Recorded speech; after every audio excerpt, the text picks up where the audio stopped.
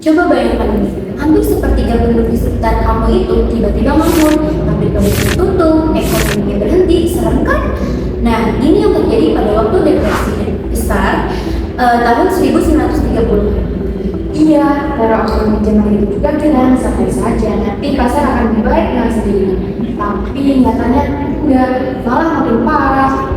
Nah, di tengah situasi kayak gini, muncul seorang playboy di dunia ekonomi yang bernama John Maynard Keynes. Dan idenya ini waktu itu dianggap sangat-sangat radikal. Jadi, siapa sih Keynes ini? Nah, Keynes ini merupakan seorang ekonom yang lahir di Cambridge tahun 1883. Dia lahir dari keluarga yang kepintarannya itu maksimal banget. Bayangin aja, ayahnya ekonom dan ibunya aktivis. Dan dia juga sekolah di Eton dan Cambridge, tempatnya orang-orang pintar. Tapi jangan dikira dia tuh cuma kutu buku. Orangnya tuh kolot banget. Dia dekat juga sama kalangan seniman dan dia juga main saham dan dia tuh untung besar. Tapi pernah juga sih dia tuh rugi besar-besaran. Jadi dia gak cuma teori, tapi juga adalah praktisi yang benar. Pengalaman terpentingnya itu ketika dia jadi bagian dari tim negosiasi Inggris di perjanjian Versailles setelah Perang Dunia I. Tapi dia keluar nih karena dia nggak setuju dengan isi perjanjiannya. Iya, dia bilang hukuman buat Jerman itu terlalu berat dan bakal bikin kacau Eropa lagi. Dan ternyata dia benar. Beberapa tahun kemudian, Jerman krisis hiperinflasi dan laju muncul. Keynes tuh kayak peramal ekonomi gak sih?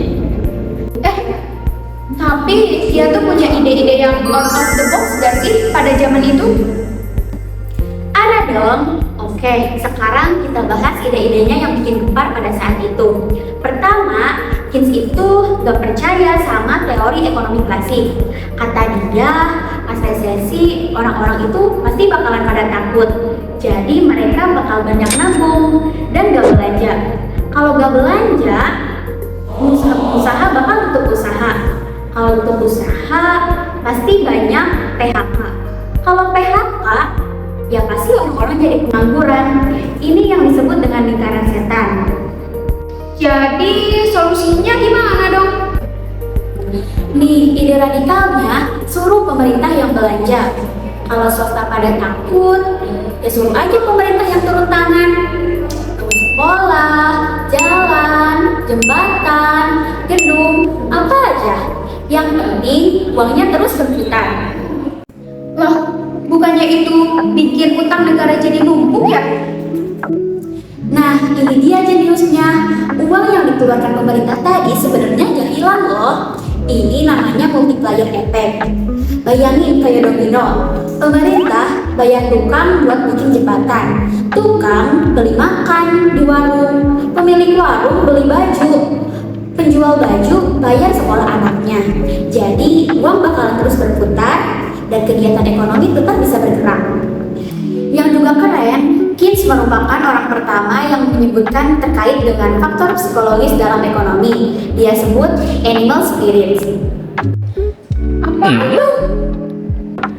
Gampangnya, ini soal mood pasar.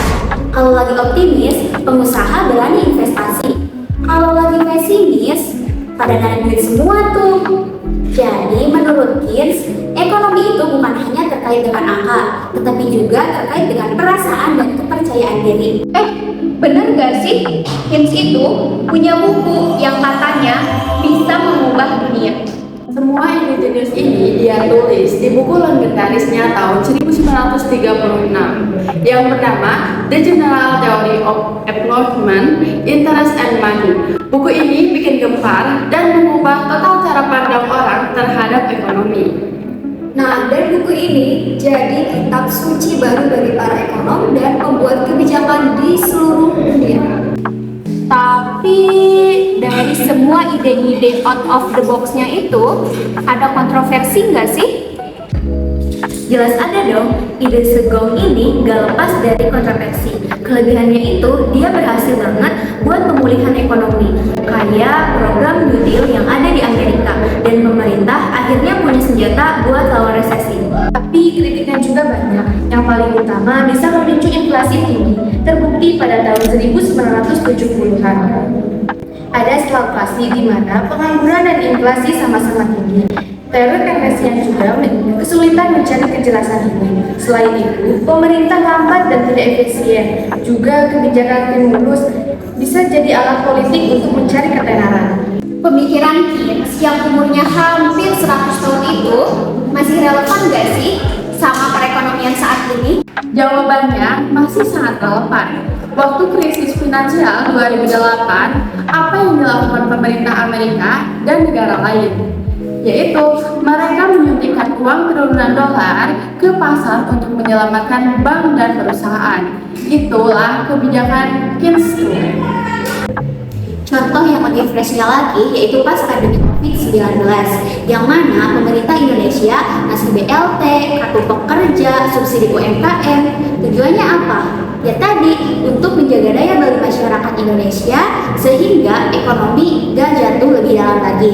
Itu jiwa dari pemikiran Keynes. Nah, bahkan sekarang untuk menghadapi perubahan iklim, investasi pemerintah di energi hijau dan infrastruktur ramah lingkungan juga bentuk modern dari ide Keynes.